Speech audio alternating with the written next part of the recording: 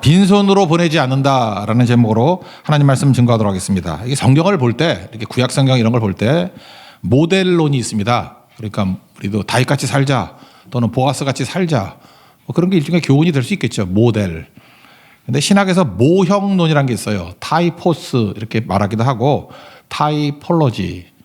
이게 뭐냐 예표론 뭐 그런 거예요. 그러니까 여기 나오는 보아스가 보아스가 아니라는 거예요. 보아스를 신약에 나오는 예수님으로 봐야 된다.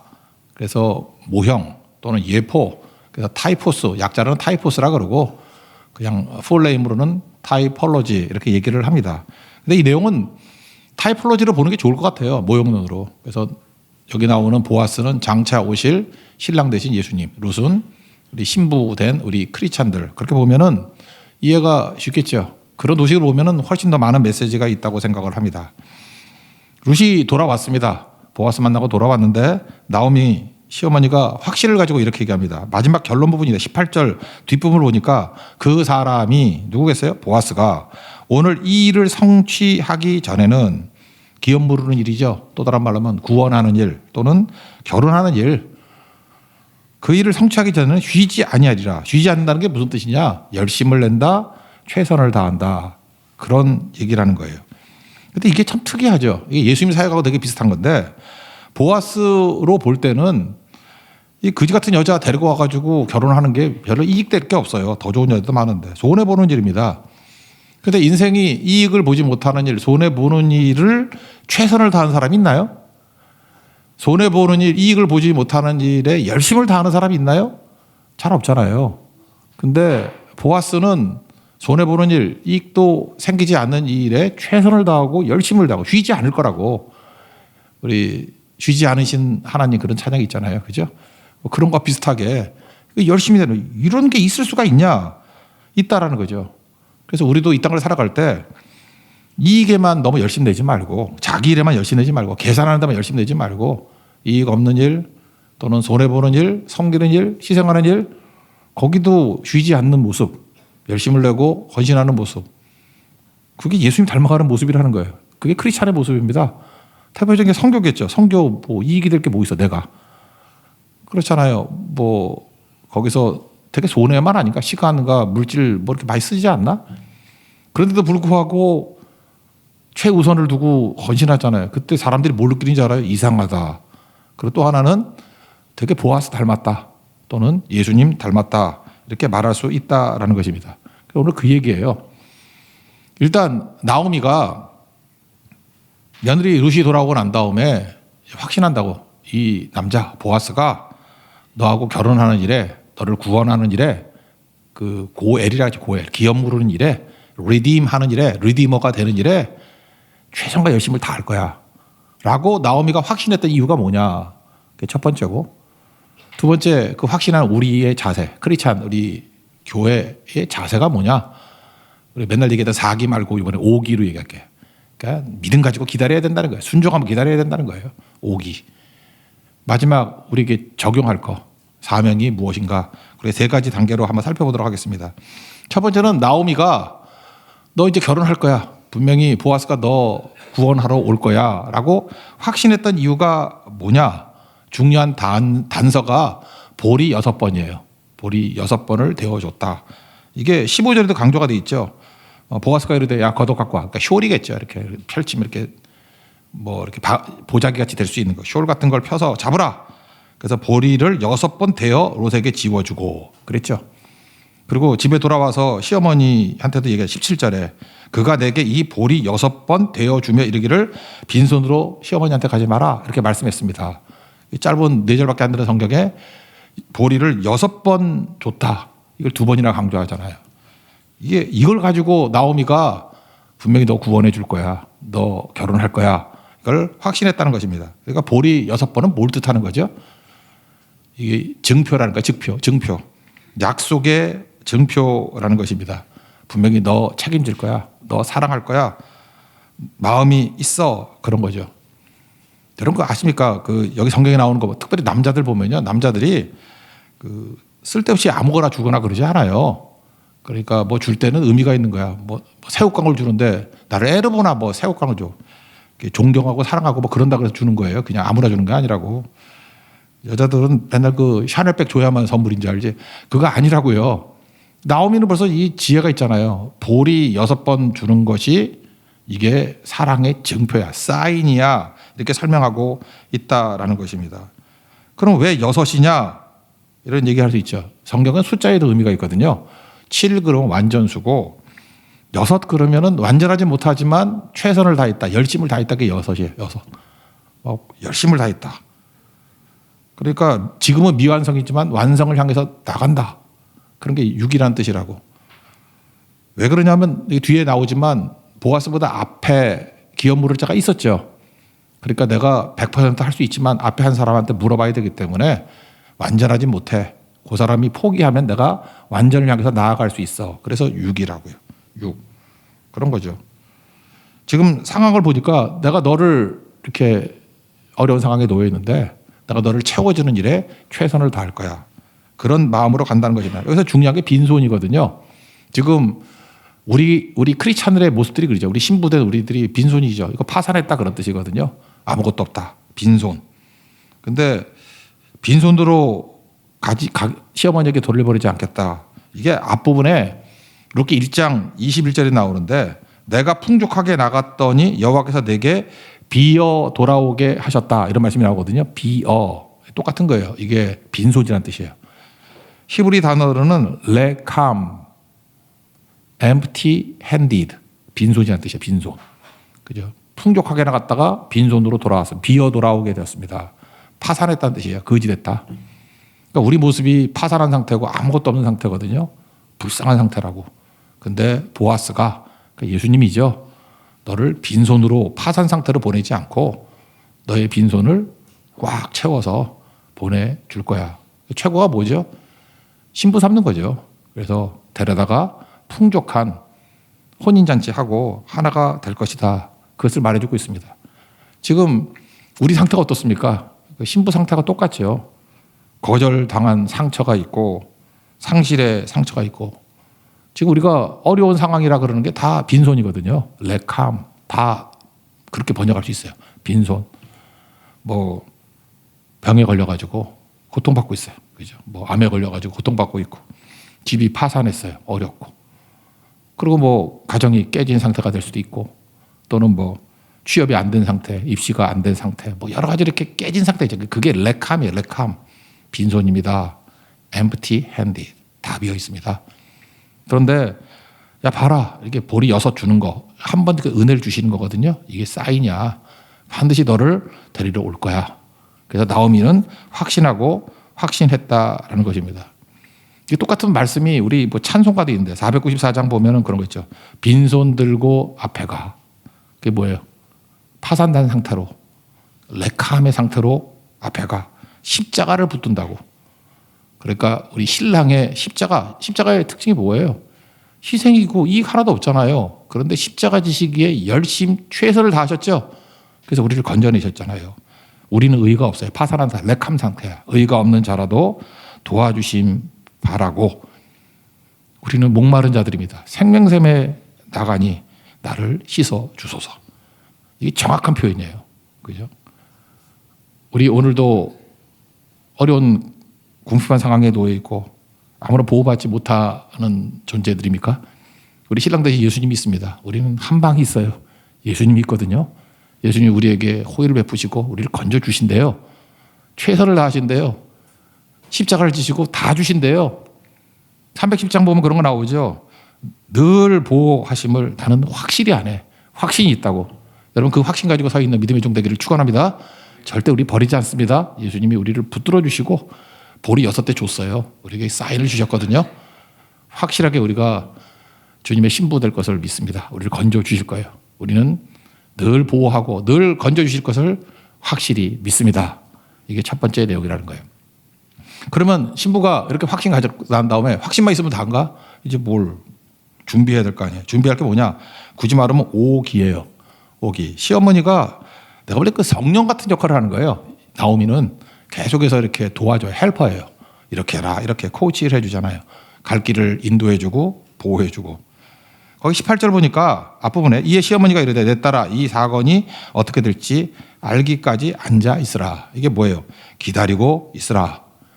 우리 크리스찬의 삶은 수동태라 그랬죠. 근데 수동태가 감나무 밑에서 감 떨어지기를 기다리는 그런 수동태가 아니고 만든 얘기인데 능동적 수동태예요. 굳이 말하는 팽이에요. 팽이가 팽 돌면은 안 움직인 것 같이 보이죠. 근데 실제로는 움직이고 있는 거죠. 움직일 때 그 자리에 중심을 가지고 움직이는 거예요. 그게 우리 크리스찬의 삶이라고. 모세오경을 보면요. 모세오경에서 강조하는 게 뭐냐면 everyday life거든요. 일상. 일상이 뭐예요? 시스템 갖추는 거라고. 매일 반복되는, 그래서 하나도 변화가 되지 않는 것 같은 모습.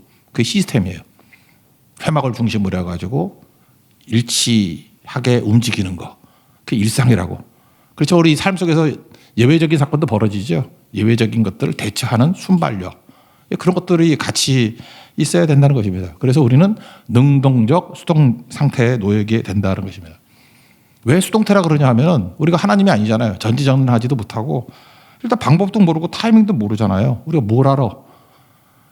우리 수냄 여인 얘기했잖아요. 자기가 왕에게 호소하러 갔는데 그때 게하시하고 왕하고 그런 얘기 할지 우리가 어떻게 알아? 타이밍 우리가 못 맞춰요. 타이밍은 주님이 맞춰주시는 거예요. 그럼 우리가 할 일은 뭐죠? 주님을 신뢰하면서 늘 동행하고 일상에서 섬기는 거라고. 그래서 데살로니가전서 5장 16, 17절에 보니까 18절까지 항상이잖아요. 항상 기뻐하라. 쉬지 말고 이것도 항상이죠. 기도하라. 범사에 감사하라. 다 항상이잖아. always. 항상. 뭐 그렇게 말해도 되죠. 이게 하나님의 뜻이라고. 우리는 타이밍 맞추려고 애쓰고 힘쓰는 게 아니라 항상 주님만 바라보는 거예요. God first. 내 앞에 하나님만 두라. 그리고 일상의 삶을 사는 거예요. 그게 모세오경의 삶이고 그게 신약의 예수님의 삶이라고. 그래서 일상의 삶을 살다가 보면은 주님께 다 맡기는 거예요. 그러면 주님이 타이밍 맞춰 주시고 만날 사람 만나게 해 주시고 이겨야 될 타이밍에서 싸우게 만드시고 승리도 주시고. 그러니까 우리는 굉장히 수동적인 것 같이 보이는데 실제로는 굉장히 능동적인 삶이라고. 왜요? 하나님이 나를 통해서 능동적으로 일하시기 때문에 그렇다라는 것입니다. 그래서 여기 보세요. 나오미가 지금 이렇게 보리 6대를 통해서 확신을 갖죠. 너 구원받아. 너 결혼해. 너 분명히 구원해 주실 거야. 그래서 5기라 그러는데 1기가 뭐예요? 기대. 기대하고 두 번째 해야 될 일이 뭐예요? 오늘 아침 설교하고 똑같은 거네. 요나단이 아버지 분노했을 때 하루 있다가 얘기를 하죠. 기도죠, 기도. 하루 종일 모르겠어. 기도했다고. 기대하고 기도했다고. 그러니까 우리는 서두르지 않습니다. 기도하면서 기다리는 거예요. 세 번째가 기다림이죠. 그러면 네 번째 기적을 맛보게 되겠죠.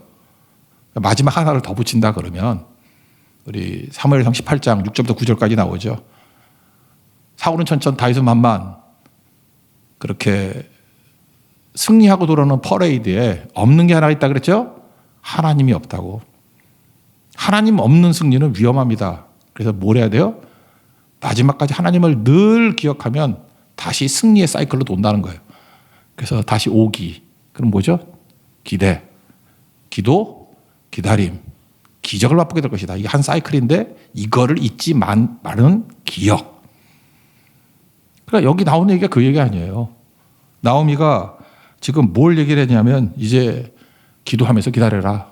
또 하나는 뭐예요? 순종하면서 기다려라. 주님께서는 쉬지 않고 일하시고 계신다. 기다림이 능동적 기다림이라니까요. 능동적 수동태라니까. 기도하면서 기다린다는 게 이게 팽기가 도는 것과 똑같은 거예요. 주님이 일하실 거라고. 그런 능동적 수동태를 보여주는 게 이사야서 62장 6절 7절인데 여호와로 기억하게 하시는 자들아 너희는 쉬지 말며 여호와께서 예루살렘을 세워 세상에서 찬송을 받게 하시기까지 그로 쉬지 못하시게 하라. 그러니까 뭐에 기도 죽어라 하라는 거예요. 막 기도 막 하면 하나님이 일하신다는 거죠. 그걸 뭐라고 표현했어요? 하나님이 쉬지 않고 일하신다고. 그러니까 우리는 기도하고 주님은 쉬지 않고 일하시고 그런 구조가 될 때 승리하게 된다라는 것입니다. 그러니까 이거 잊지 말라고. 잘 보세요. 수냄 여인 건져주고 난 다음에도 하나님이 그냥 놔두시나? 아니죠. 주님께 맡기고 의지하니까 위기 상황이 오기 전에 주님이 보호하시죠. 그래서 에리사 선지자를 보내가지고 7년 동안 흉년이 있을 거다. 말씀해 주시지 않습니까? 말씀해 주시고 그 다음에 어떻게 해요? 움직여 가라고. 어디로 가요? 블레셋 가가지고 피해 있으라.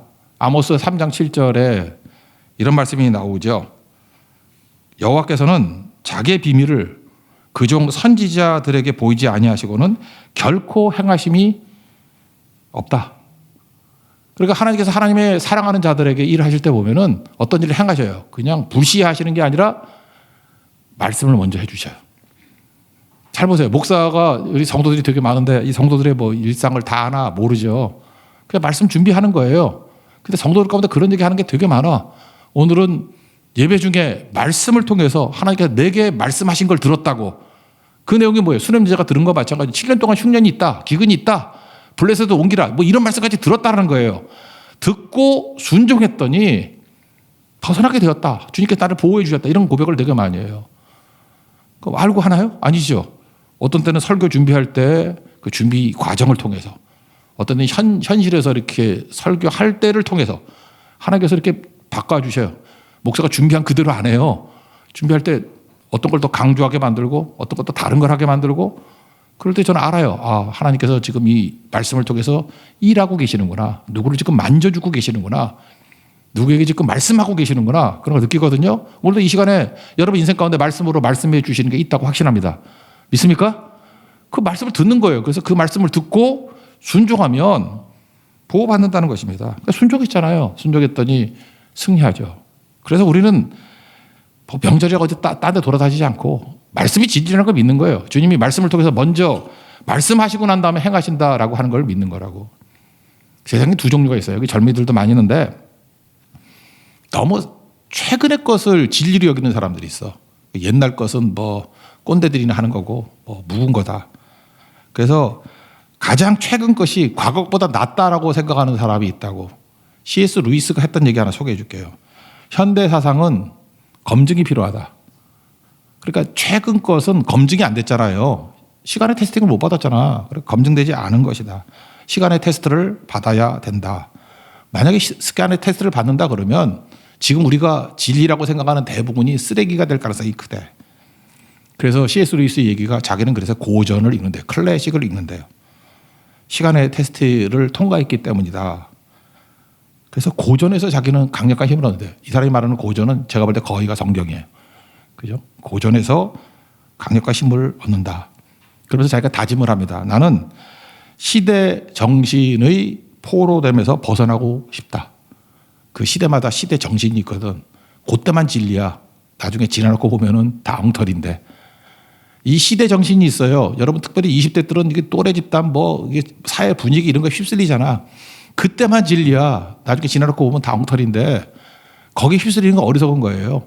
그러니까 뭐예요? 클래식으로 돌아가죠. 클래식이 영원하다.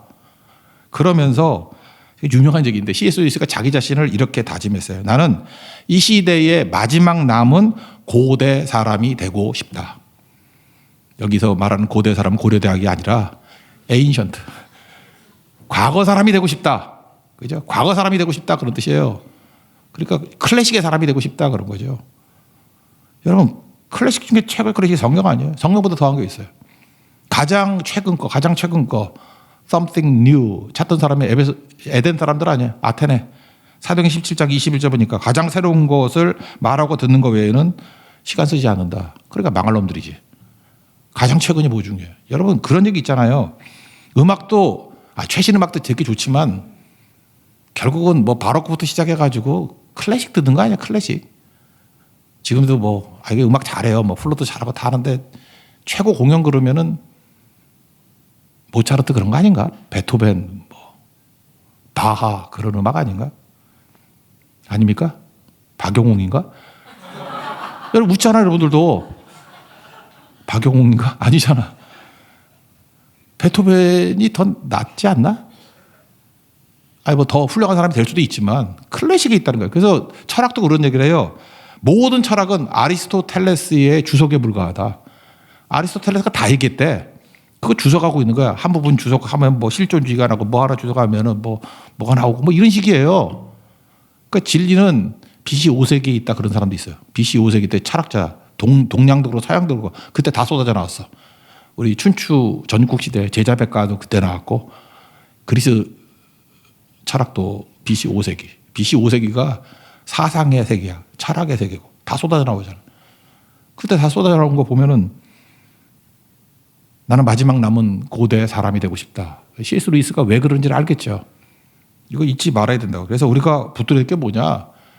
클래식 중에 클래식이 성경 말씀 아니에요. 하나님 말씀. 이거는 뭐 시간이 가도 변함이 없는 거 아니에요. 그래서 말씀 붙드는 사람은 영원해요.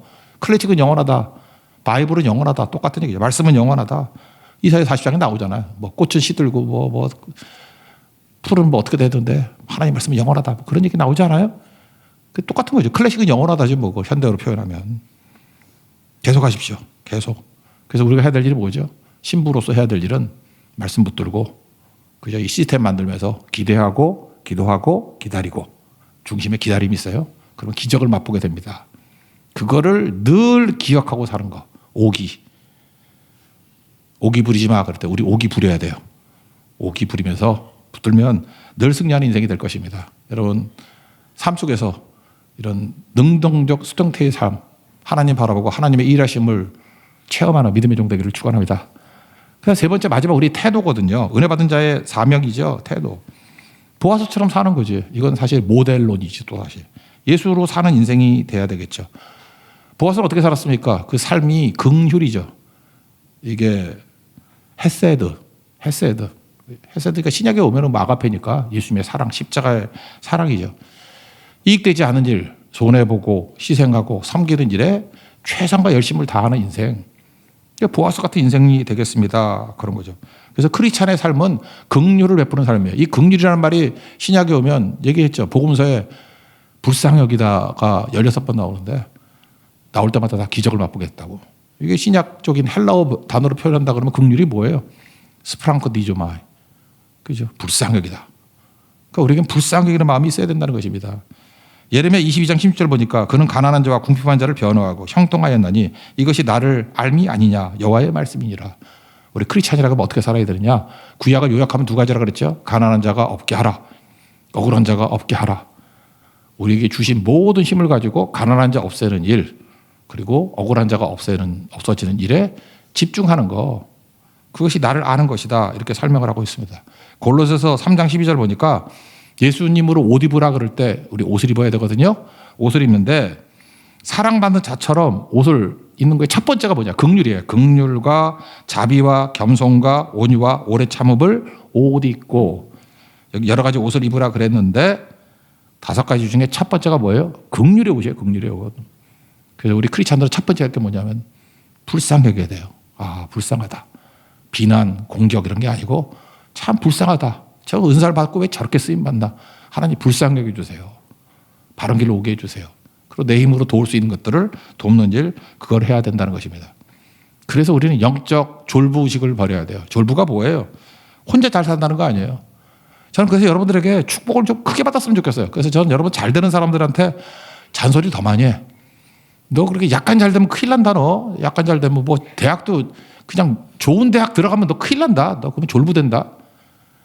그냥 좋은 대학 가서 뭐 대학뿐만 아니라 뭘 나와가지고 하여튼 하나님이 100배의 축복을 받아가지고 크게 돼야 돼요. 그렇지 않으면 졸부돼. 졸부는 뭐예요? 나 혼자 잘 먹고 잘 산다는 거 아니에요. 돈도 적당히 많으면 지 혼자 뻑이다가 끝나. 아유, 그거 불쌍해. 오히려 거지가 나왔지.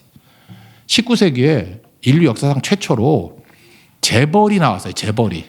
미국에서 철강산업, 석유산업 이런 게 막 폭발해가지고 한 개인이 한 국가만큼의 부를 얻게 됐어요. 옛날에 왕이면 그럴 수 있겠지만 뭐 왕이라는 게 뭐 국가재산이 자기하고 똑같은 거니까 일반 개인이 한 국가만큼의 재산을 갖게 된다는 건 이게 말이 안 되잖아요. 그죠?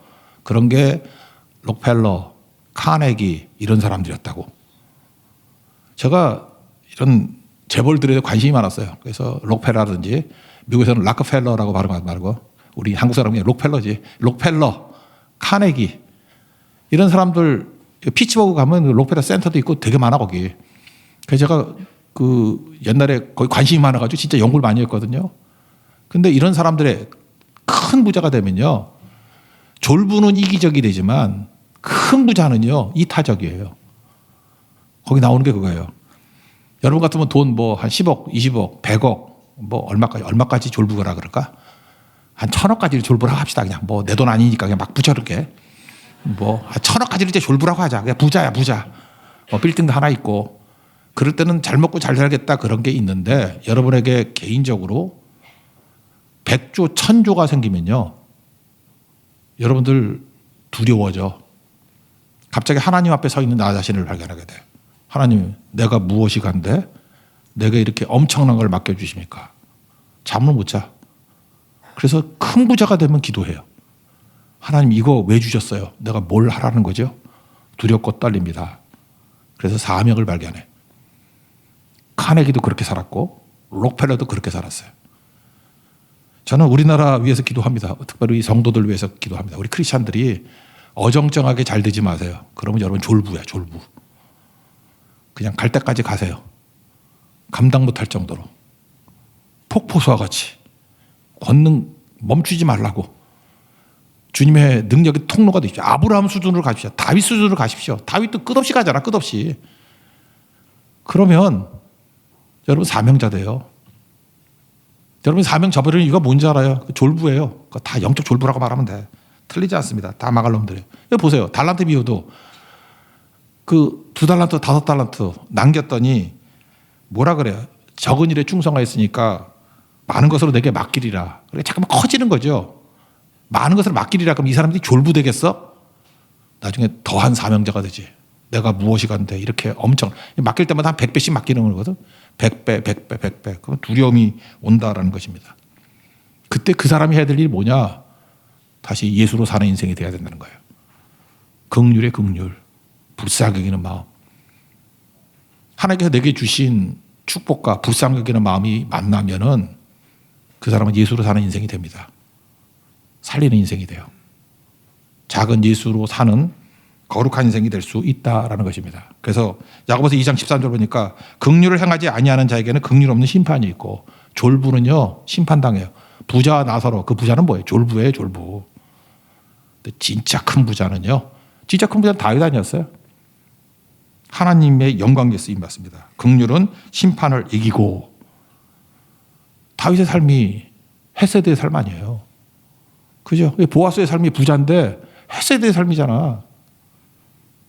심판을 이기고 자랑하느니라. 그래서 여러분들 하나님 내게 주신 축복이 뭡니까? 그럴 때 긍휼이에요. 내게 예수님의 불쌍히 여기는 마음. 그게 십자가 마음입니다. 반대되는 게 뭐냐면 인색함이에요. 그리고 이익에만 약삭 바른 거. 이익 그러면 열심과 최선이 나와. 근데 희생, 섬김, 손해 여기는 열심히 잘 안 돼. 그건 버림받은 인생이에요. 졸부라고. 최고가 뭐예요? 예배기도 선교죠. 예배할 때 뭐 돈이 나와 이익이 돼. 뭐 기도도 마찬가지죠. 선교야 뭐 시간과 물질 다 날리고 하는 건데. 근데 그게 좋은 거예요. 그게. 그러면 여러분 예수로 사는 인생이라고. 그 사람은 여기서 멈추지 아니하고 놀라운 능력으로 쓰임받는 하나님의 거룩한 종이 될 수 있다라는 것입니다. 그 길 걸어가는 믿음의 종 되기를 축원합니다. 자리에서 일어나겠습니다. 나는 주님께 속한 자 찬양했습니다.